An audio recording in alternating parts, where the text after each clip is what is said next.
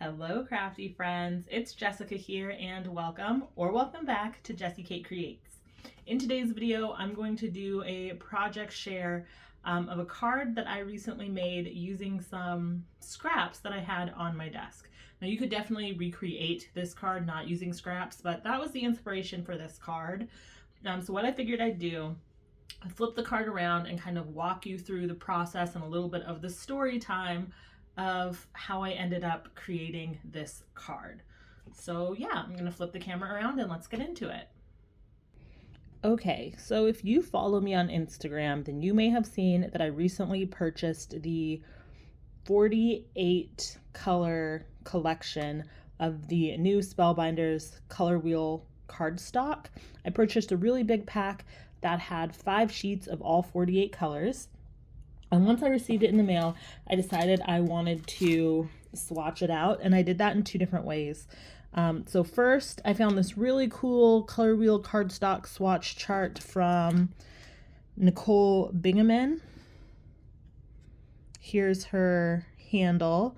If you look her up on YouTube, she has the video where she shares this, and I will link that down in the description box below. But I printed this out and I cut down my cardstock and used a die to cut out all of the circles. And at the same time, I also cut out little 2 by 3 inch rectangles of cardstocks, rounded the corners, and I will eventually be hole punching these and putting them onto a little ring. I'm trying to be a lot more organized in my craft room for a couple different reasons. As I get older, I realize it's just easier for me to be productive and functional when I'm in a more organized space.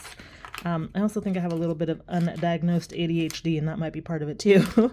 But I am trying to be a lot more organized, and I feel like it's easier to be creative when I'm walking into a clean, organized space where I know where everything is. I'm not perfect, but generally speaking, that's how things seem to go. So anyway, what an aside, I made these swatches, and when I was cutting up the paper, I was left with a lot of tiny scraps like this, and I cut them down into little 1 inch by 1 inch squares. So I had a whole bunch of tiny little 1 inch by 1 inch squares. I was also swatching out a couple other random cardstocks as well. Editing Jessica here, and I just want to clarify really quickly. So I did sit down and swatch out all 48 colors from this new ColorWheel Cardstock collection by Spellbinders, but I also have some older Spellbinders cardstock in colors that they no longer carry. For example, I have Forest and Portobello, and unfortunately those colors are no longer available, but I still have that cardstock in my collection, so I did want to swatch it out again just so I could see everything that I have in my stash from Spellbinders easily. So that's why you see on the side there are some things that aren't part of the ColorWheel Cardstock collection, but I still put them on the chart because they are in my stash. Additionally, I have 1 or 2 packs of just random colors of cardstock from a variety of different brands. For example, I have some Gina K cardstock.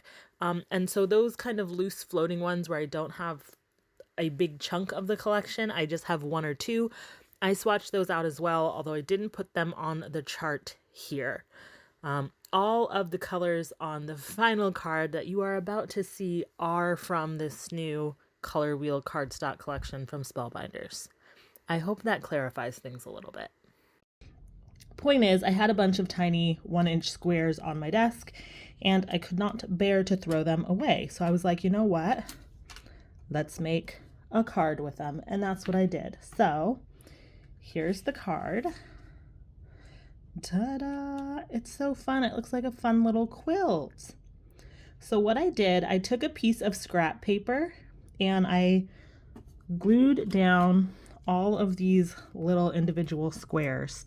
I kind of just started with one and worked my way out, trying to keep them as straight as possible, knowing that they might not be perfectly evenly spaced. But I went ahead and filled up a piece of scrap paper with the squares. So once I had my little paper of glued squares put together, I ran that through an embossing folder. I happened to use this folder from Spellbinders. I am not sure what the name of this folder is. That's its little code or SKU number. If I can find this embossing folder in the Spellbinder shop, I will link it down below the video. but any embossing folder would work here. I just really liked this pattern and I thought it kind of looked like a fun little quilt, so I ran with it.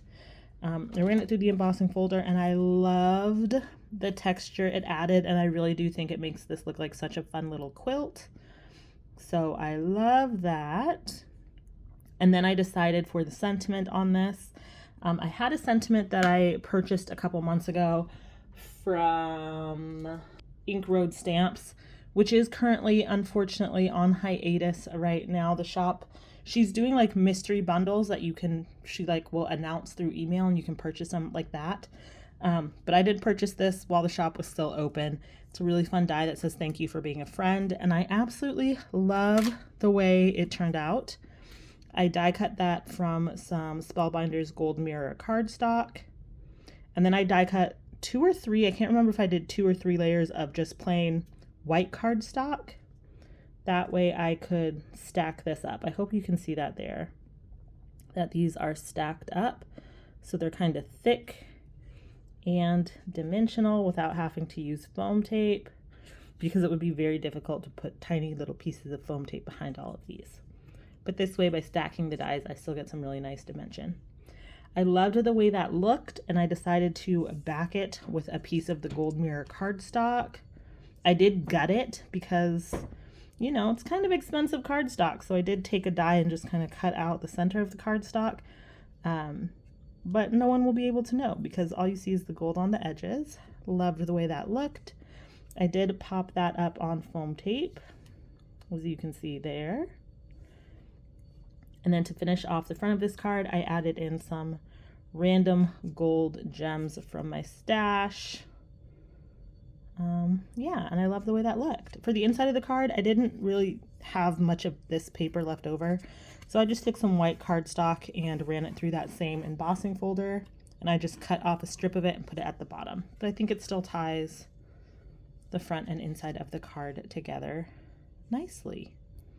So there we have it. That is our impromptu scrap card, and I absolutely adore the way this turned out. So much fun. Also, one more thing I want to say before I end this video. Now that I have everything swatched out, it has always been my intention to swatch out my supplies, you know, the cardstocks I have in my stash, the inks I have in my stash. That's always been my intention, and to some extent I've always kind of started to do that and then fallen off or not found a method that really works for me. But this chart alone really wants to make me go through and create something similar to this for most of my color supplies, just because having this chart in front of me has given me so much inspiration for different colors to use for projects. Like this little 2x3 grid right here. I want to make a project using these 6 colors so bad because I think they look so cute together. Or like right here, this little row. I think that would make a really cute baby card maybe. Or like maybe these 3 together, wouldn't that be really cute? Or like if you go this way and you picked these 3, like it's just inspiring me to want to use colors that I personally might not pair together on my own, but kind of seeing them on this chart gives me a lot of ideas about different ways I might want to pair colors and use things. So that has been kind of unexpected, but really inspiring. Okay, so that's everything I had to say. I hope something in this video for you was helpful or inspires you to get into your craft room and, you know, use the supplies you have on hand to make something fun. Thank you so much for watching this video. If you enjoyed it, please give this video a thumbs up. That helps me so much. It helps other people to find me here on YouTube and join our crafty community. And if you want to see all the videos I put out, then be sure to subscribe to the channel and ring that notification bell so you get notified every time I post a new video. Thank you guys so much for watching, and I will see you in another video soon. Bye!